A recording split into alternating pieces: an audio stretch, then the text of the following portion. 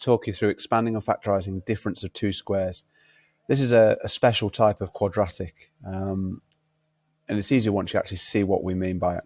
So let's move on, have a quick look through. We've talked through these a number of times. A term is part of an expression, a number or a letter, or a number and a letter. Factorise means we're basically going to put some brackets in. We're going to look for a common factor, ideally the highest common factor. Solve is we're going to find out what an unknown equals, where we've got an algebraic expression or an equation. It needs to be an equation to find out what the unknown letter equals. Expand is where we start with a bracket and we're going to multiply that out. We're going to basically get rid of the brackets.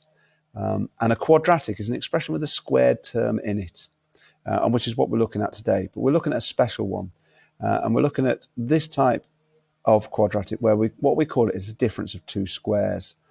So we've got two brackets here, and they're very similar. They both have an x in, they both have a 3 in. One has a plus and one has a negative. One has an add, one has a takeaway. And that is equal to x squared minus 9. And you'll notice there is no coefficient of x. There is just an x squared term and a numeric term. The key thing to notice about this is, it's obviously expanding, going that way and factorising that. The key thing to notice about that is this is always going to be a takeaway and this is always going to be a square number. Okay, so in order to recognize that, we're looking for something where there is a takeaway sign and a square number.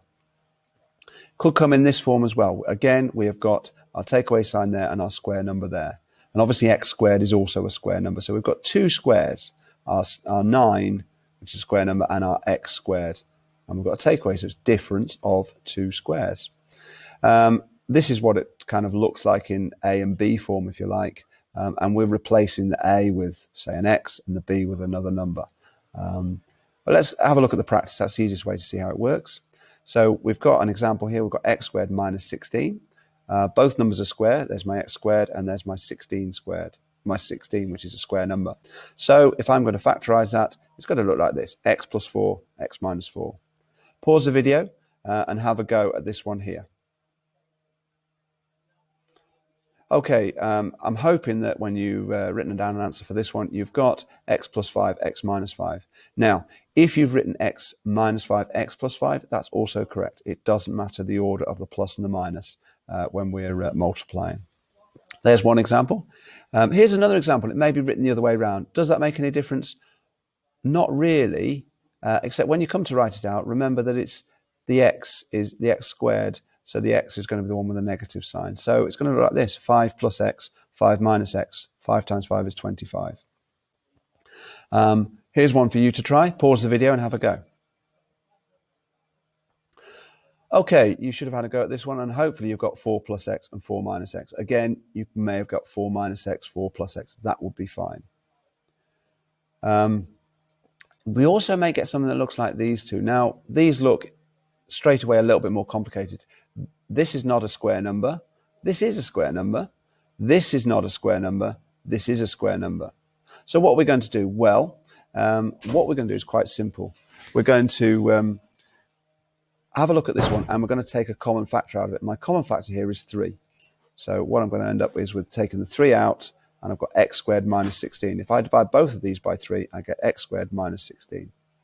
And then once I've got this bit in the middle, in the bracket, is my difference of two squares. There's my x squared and my minus 16.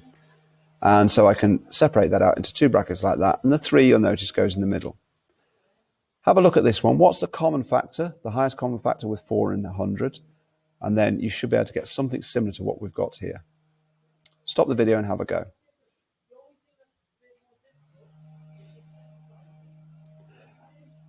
I'm hoping that you got something like this, that you've got 4 and then brackets x squared minus 25. You divided both of these terms by 4. And then you would have hopefully got 4 brackets x plus 5, x minus 5. And you may have got that the other way around. You might have got the minus 5 plus 5. That would be okay. Okay, so there's some examples that we've gone through. What I'd like you to do is try these as practice. On this side, you've got starting with the x squared term. This side, we're finishing with the x squared term. And the bottom two, in both cases, you're looking for a common factor. So pause the video now, have a go, and then restart it when you're ready for the answers. Okay, so hopefully you've had a go at these, and these are the answers that you should get. As you can see, all of these got a plus and a minus, and then we've got common factors taken out of the bottom two.